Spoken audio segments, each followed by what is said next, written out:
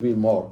Number one is I saw myself anaa indhahayga ku arkay dad imaamka oo rukuuc ku jiro dad salaada soo galaayo oo rukuucda toos u galaayo salaadu soo galaya allahu akbar fiiriya allahu akbar waa one takbiir waa takbiiratul ixraam la yihahdaa dan rukuucdana takbiir kale wadataa allahu akbar soo ma dad badan waxay sameeyaan ama laga yaabo qaarkood inay fadhiyaan anigaan indhahayga ku arkay allahu akbar rukuucday ku galayaan maxaa dhacday? Anybody understood? I will say in English. I saw many people when the imam is in the ruku', they come to the salah and they say Allahu Akbar to the ruku', directly to the ruku', and I will show you. This is what they do. Imam is in the ruku', because that ruku' of the imam will be counted one rak'ah, and they are counting. What they do, they come to the salah and they do like this. Look, Allahu Akbar. That's what they do. And I have seen in my eyes. Do you know what will happen? Anybody got, what's the mistake? Raise your hand. It's a big mistake. What's the mistake? Zubair, what's the mistake?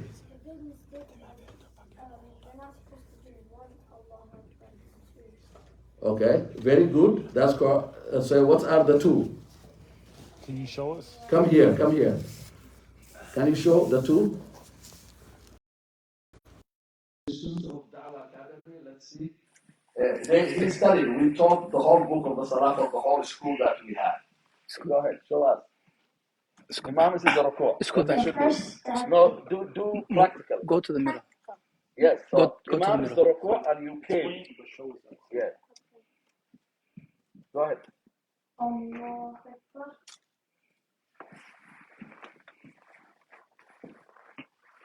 But you do not say Allahu Akbar. Yes. Okay, do it again. Explain it. Explain it to us. No, do again. So you said only one Allahu Akbar, but when you answer the question, you say two. Oh, okay. Allah Akbar. Is that correct? No. No. Okay. But you said correctly. Yeah, I will see. You said it correctly. Yes. Okay, Zubair, I will repeat. The Imam is in the ruku' and you come, you say first Allahu Akbar. This is called Takbiratul Ihram. Takbiratul Ihram means you are in the Salah. Takbiratul Ihram معناها waxa weeyaan salaada soo gashay. Okay? Well, very important. Then markaas kadib waxaa sameynaysaa tii rukuuca. Imaamka rukuucu ku jiraa. When you say Allahu Akbar, the Imam in the ruku', you say the second Allahu Akbar. If you do that, your salah is perfect and correct. If you don't do that, anybody can tell me the answer. If you don't do that and you go directly to the Allahu Akbar, if you do that, what will happen to your salah? Safwan, Your salah becomes invalid. raise your voice. Your salah becomes invalid. Say it loudly. Your salah becomes invalid. It's not enough. Your salah becomes invalid. That's what I want to hear. Salaadaada waxba kama jirto ka waran salaadana tukatay anaa arkay dadkan arkay waa ka saxay markastay dhacdo waa dhibaato jirto waa qofku wuxuu ka tegay rukni oo salaada ka mid ah salaada meeqa rukni leedahay? How many rukni we have in the salah? Majority of the scholar, rukni, arkan. How much arkan we have the whole salah that if you miss one of those rukn, your salah is not valid. Allahu Akbar, the first one is rukn, right? Fatiha is rukn, right? So those that we are talking. Anyway, taas waa khalad weyn oo aan arkay. This is one of the big mistakes that makes your salah nullified. So this is the number 2 mistakes. I will say I will select 5 big mistakes. Number 2 mistakes. Some people, everybody knows you must read Fatiha for each rak'ah, right? For each rak'ah. Unless you come and the Imam is in the rukuuc. Only you have that exceptional case. Rakaca kasta waa inaad akhrisaa faatixada. waxaa lagaa cafinaya oo keliya haddaad timaado imaamka oo rukuuc ku jiro rukuucdaasi rakacadeeda waa lagaa cafinaya imaamka xambaaraya.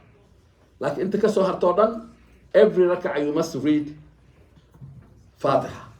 dad ii sheegayaa jiro salaada markay soo galaan imaamka horuu rukuuc ka galay faatixadii wuu akrin karaa haba boobsiyo laakiin ma akrinayo haafuu ku joojinayaa rukuucdu aadaya markaas laakiin wuu istaagnaa imaamka. qofkaasi faatixadiisa sax miya?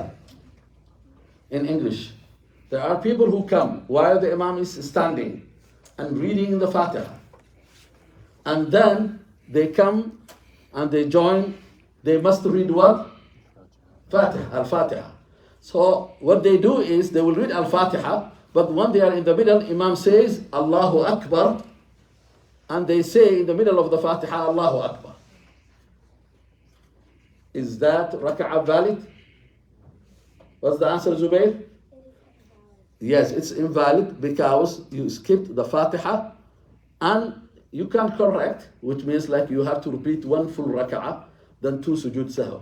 waxaad ku sixi kartaa rakacada soo inaad soo celiso faatixada aa akhriso kadib laba sujuud aa ku darto. If you want to make it correction, you bring new raka'a with fatiha and then you do two sujood sahwa. Salah, Ma'alin Uthman, he was giving a good introduction that if you miss salah, your salah is your deen. As-salatu imadu din. What does it mean? Salaada waa tiirka diinta. maxaa loola jeedaa? man taraka salaata faqad hadama ad-diin. haddaan salaad tukanin diintaadi way tagtay. How many young people pray proper salah? I'm not asking you to raise your hand, but beeqa dhalinyaraa salaada tukato. dhalinyaradeen hadalada waxaa ka mid ah I did pray already. salaad waa tukaday. waa hadaladii waa insha allah. soo dhawow Jamaal. waxaa caada ah oo dhalinyaradeenna markii oo familka ay la tukanayaan waxaa laga yaabaa salaad fiican ay tukadaan. markii oo jamaaca ay ku tukanayaan masaajidka waxaa laga yaabaa salaad fiican ay tukadaan. laakiin markay keligoodu yihiin ma tukadaan salaad. This is the question that they raise. su-aashaas weydiinaya tan waa. Our children, when they are with the jama'ah in the masjid, in the duksi, in the school, they pray. When they are with the family as a jama'ah, they pray. But when they are alone, whether they are in the school, public school, our school is Islamic school, so you must pray, you have no choice. But when they are in public schools, whether they are like charter school, nobody is telling them to come to pray. It's even illegal. The teachers cannot ask you to pray. Our school is opposite. The teacher must ask you to pray. And you must pray. So nobody will remind you. قف كحسوسنا ملا صلاة. إن تهي قف صالح أم إن الله هي صاحب أو مؤمن أو إلهي كعبسنا إلهي كحسوسنا. وأن يري صاحب النوع سكرا. إلهي المهنة إذا يرد الله مبت بهذه. آمين. May Allah save our children, our youth. Allahumma ameen. Ameen. So, salada, so taas mistake la wada xaway Fatihada. Fatihada wa ruknu min arkan salah. It's one of the pillar of the salah. If you miss Fatiha, your salah is invalid. Number 3 mistakes. Yes, Zubair. Invalid and incomplete. It's invalid because incomplete is different. Incomplete is your salah still. There is highly possible that Allah will accept it because you missed and to the level that it's incomplete. But invalid means the salah is gone because you left one of the rukn of the salah. But there is a invalid that could be corrected, and there is incomplete that needs only sujood sahw. So, but we are not going in details today. So, number 3, yes. What if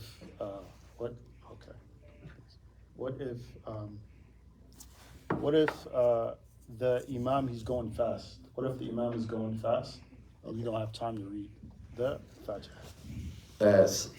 مع العثمان وحول هدو إمام كود الدجنة صلاة وفاتحة آذان أو فاتحة كجار سينكرين محاتا لا. In English he said that if the Imam is going too fast and you might have difficult to make it the Fatiha, what you should do? What you should do? Who wants to answer? Khalid, do you want to answer? Okay. So he must finish his Fatiha and also Finish your Fatiha. finish his Fatiha. Yeah, he must do so. He must finish whatever or Salat after the Okay. He must finish that. Okay. He's right. You must finish your Fatiha because it's wajib, it's rukn. أنا هدو إمام كددجنا إمام كددجنا you try to catch up, but you must finish your Fatiha. Because you have to balance between these two. The hadith says, إِنَّمَا جُعِلَ الْإِمَامِ لِيُؤْتَمَ بِهِ. You have to follow the Imam, that's number one. And number two, you have to make it your arkan of the Salah. So you have to balance. So the Musalli has a challenge to do both at the same time. Saladi Fatihada ina dedejiso adoo arkaanteeda ilaalinayo oo Fatihada rukniyaal ay leedahay Imaam Shaafici wuxuu yiri in la ilaaliyo waa xuruufaheeda maaragtay xarakaadkeeda shadkeeda waxaas oo dhan kutubta ugu yaray ku taala sida safiinul salaad oo kale shuruuxdeeda ala kulli xaal. What's number 3 mistakes that most of the people do? Anybody before I say? So some mistake kaliyaan doortay because of the waqtiga dartiis. maxaa waay mistake saddexaad oo dadka ay sameeyaan oo salaadooda ay dhaawacaan. Mistake-kaas waxaa ka soo booday waxa waay weysaday dedejiyaan salaaday soo galaan. weysada haddaad dedejisid oo salaada aad soo geshid maxaa dhacayo yaa ii sheegaya. If you rush to make wudu to come and pray the salah, what will happen? Rushing, making wudu, maxaa dhacayo? Yeah? When you rush making wudu, You'll make a mistake. you make a mistake. Okay, what else? Okay, You miss there's hadith of the Prophet that says, listen to this hadith. It's a scary hadith. وَيْلٌ لِلْعَقَابِ مِنَ النَّارِ. This hadith says, wail means like the hellfire. Who will go to the hellfire? The one that left space, dry space in his feet or her feet. People, when they rush, most of the time they make mistake. This hadith is amazing. Do you know? It did not talk about the hands or the hair. It talked about what? The feet. Although the scholars said this feet is example of the whole, which means even if you, okay, let's say like you left dry, you were rushing your face and you left dry space part of your face. Is your wudu valid? No. It's the same like feet. Haddii aad ka tagto qayb ka mid ah wejigaaga oo dry ah oo qalalan adoo dedejina weysada waxay la mid tahay cagta qayb ka mid ah ka tagtay. maxaa cagta loo doortay ma taqaanaa? sababtoo ah lugta dhaqitaankeeda way dhib badanta. waxaa cagta loo doortay ilaahay rasuulkiisa wuxuu rabaa oo naga rabaa calayhi salaatu wasalaam inaan xoogga saarno markaan meelaha kale aan soo dhaqno lugta inaan ku degdegin sababta ilaa faraha xitaa biyaha in la gelgeliyo to the ankle. So the whole feet to the ankle ilaa aan qawiyada inay gaaraan. Okay, so that is another mistake that we do when we rush the wudu. Please do not rush when you make a wudu. Please do not rush. Haddegdegin markaa weysaqaadka sameynaysa. Even if you are in the public schools and you go to the bathrooms and you take time, it's okay. Complain marka qaarkood iskuulada ka yimaada aragnay musqusha biyo badan iyo waxaas iyo waa ognahay iskuulada qaar waxaan ka codsanay accommodation inay u sameeyaan because Islamic religious private school is difficult in terms of the numbers. It's small and then it's expensive. It's not expensive for reason of business. It's expensive because of the need of the resources and many other things. But ma jiro Islamic school oo hadda furan intaan ogahay saddex rasmi Islamic school ka furan. Al-amr marka laga reebo wax isku filan ma jiro dhaqaale ahaan lacagaa loo ururiyaa bil walba islamic schoolkeena bil walba waxaan ururinaa $3,000 every month. haddaad timaado waxaan ku tusinaa budgetka si loo bixiyo 3 school 2,000 toos raashinkii u aadaa qolo kalaa raashinna siiso weli oo laga yaabo inay raashinka inay naga jaraan hadday naga jaraan waalidiinta lacag badan inay bixiyaan waa bishii ama ilmahooda inay raashin soo siiyaan bad waxaas oo dhan public schoolka yaa bixiyo dowladdaa bixiso anaga dowladda kuma nama kaalmeynayso and the reason waxay ku kaalmeyneen ilaah keligiisa oo hadda uu ka hadlaya macalinka aan dadka barnaa iyaga ma rabaan ilaah keligiis in dadka la baro secular school waay waxaa lacagta lagu bixiyaa waa secular system qeyb online aan isticmaalnaa qeybtaasi dabcan iskuulka iyo dowladda ayaa mas-uul ka ah qeybtaas online-ka oo secular programka ah laakiin half of the program is not secular. Okay, so wudu midda afraad oo dadka badanaa sameeyaan mistake oo salaada ah yaa xusuusan karo. Anybody can remember number 4 mistakes most of the people do? That is jamaaca waay markii jamaacada lagu jiro rag iyo haweenba xadiisku nabigu wuxuu leeyahay calayhi salaatu wasalaam haddaad timaado iyadoo jamaaca lagu jiro oo jamaacada ay buuxdo keligaa ha dukan ama qof soo jiido ama isku ciriiri safka dambe. The prophet said if you come and the jamaaca is full, the lines are full and there's no space, don't pray alone and make new line. Don't do that. The prophet said either get in, like squeeze in yourself in the last line, or grab one of the brother or sister from the sister and make a new line with someone. Because jama'ah means minimum of 2. So what will happen to your jama'ah if you do that? If you come with full jama'ah and you pray alone and you do not grab one or you do not squeeze in, what will happen to your salah? Is it valid or invalid? Okay, Hafsa? Invalid? Valid. Your salah is valid, but you did not pray jama'ah, just to let you know. 0 jama'ah. Your salah is valid, but you did not get the ajr of jama'ah because it wasn't jama'ah, you prayed alone. That's hadith of the Prophet ﷺ. That's big mistakes people do, and when I tell the people, they say like, oh, I never heard about that hadith. I thought that I have the jama'ah. No. Because jama'ah starts in the salah perspective, how many? With 2. And you did not pray with the 2. That's why the Prophet said, get one person. So Somali, when we were in Somali, they used to do, they tap on your shoulder. Okay, and people know about that, so they will help you. They will come back. Okay, that's number 5. What's the number? The 51. Then we'll start the Quran recitation. Brothers, there's space in the front, so you can come Yes, inside. yeah, that's why we want all people at the back. There is here next to Brother Jamal.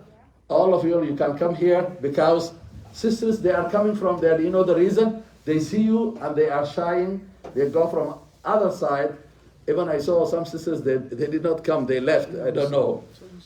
They saw us and they saw the brothers, but when they come here, they will see the brothers, but once they see you there, they cannot come in.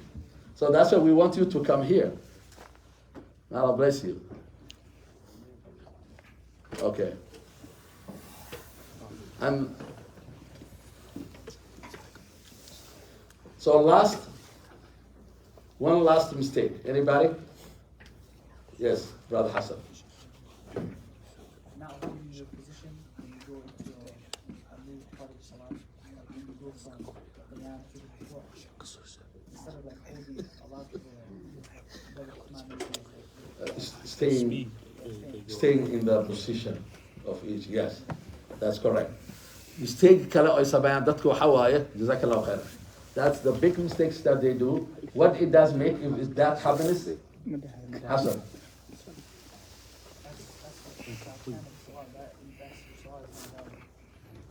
Yeah?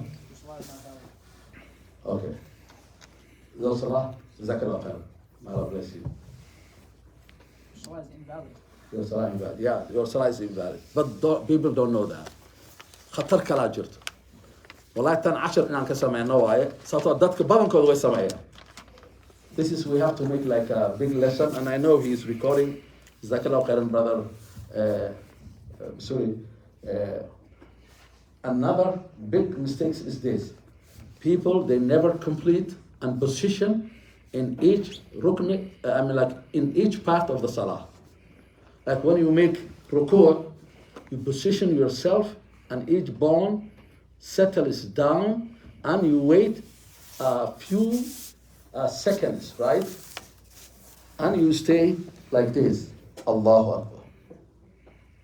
Then when you come back, you do the same thing. You position yourself, al-i'tidal, it's called standing, and you cannot move to any other part. You wait couple seconds. Most of the people do this type of salah? Unfortunately, no. That's why I worry about our salah. Wallahi. You know what they do, the people? Allahu Akbar. Allahu Akbar. Allah, it looks like dancing type of, it's not salah anymore. It's goes, The Yahoods also rock as well. Like that. yeah, Yahud type. Yeah. The Yahud, those who play with the wall, you see what they do? They do that. They don't settle. In Islam, it's different. You settle, then you go to the next. You settle, then you go to the next.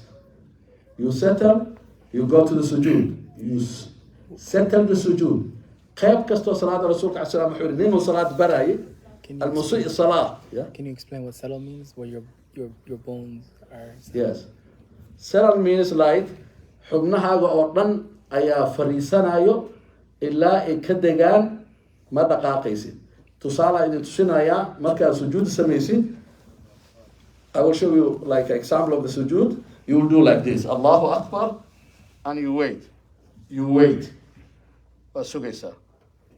Until you're resting, please. Resting, yes.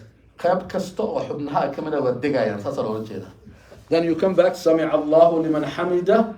Markaad dhahdo, when you say that, you settle means you let every bone settle. Xubnahaaga iyo lafahaaga o dhan waxaad u daynaysaa inay sidooda ay ahaadaan oo cabaar aad ku sugnaato. Saas loola jeeda. Waana rukni waay. This is the problem. Rukni waay macnaheed waxaa loola jeedaa waa qayb muhiim ah haddaad ka tagto salaada ay dhaawacayso. Rasuulka cali ninkii salaada barayay wuxuu barayay wax la yiraahdo itminaan, and that's the meaning of settle. Inaad xasisho, aad ku xasisho af Soomaali. Settle English. Bone laf kasto meesha inay ku xasisho. Okay, Zubair. What if someone only does the salah for other people to see and not to worship Allah? Okay, it's another case, another problem. So he's saying, Zubair, he's asking very good question. He said, how about if people or young people or anyone is praying to show off, but not to worship Allah? Right, Zubair? So Zubair is asking very good question. This is high level of, some people, salaada waxay u tukadaan waalidkooda inay tusiyaan. Qofkaas salaada u tukanayo waalidka inuu tusiyo. Muslim yaa maanta si cadaan oo saraaxa ah kelmadda aan isticmaalno. Qofkaas Muslim yaa uu soo gaal. What's the answer? Okay, let me ask in English. If the someone prays only when the parent see him or see her, regular salah, but when they are alone they don't pray. If that person is Muslim or kafir? That's my question.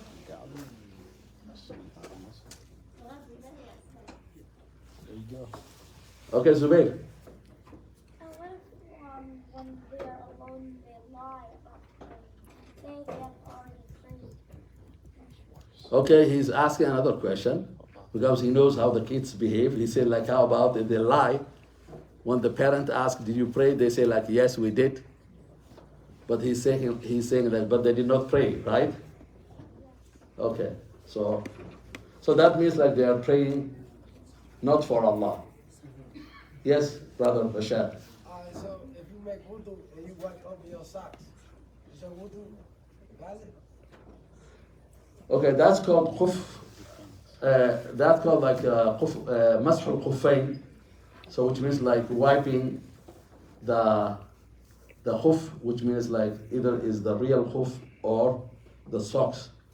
It depends why I'm saying that. When you took full wudu, if you put on your shoes, brother, I will give it to you, inshallah. After I'm done that question. Yeah, if you can wait, please. If, Rashad, if you put, after the wudu, if you put socks on, then when you break the wudu, instead of removing, you wipe the upper part. Yes, upper part only, all the way to the ankle. Okay? All round of the upper part. If you do that, your wudu is valid. Answering your question. And then khuf and socks nowadays are the same, as long the socks is the one that is thick, or they say sometimes it's reasonable socks, which means like it's not very light, that the water will go through. So that's what most of the scholars go with. Okay, brother. I don't know that many answers, but I know the answer to this question. That's why I was trying to. It's okay though. Thank you. Okay, so I know we don't have this Salah session. We'll repeat, inshallah, every time. And I invite everyone, every student, to join our Islamic University of Minnesota. We have first hour, most of the time, to teach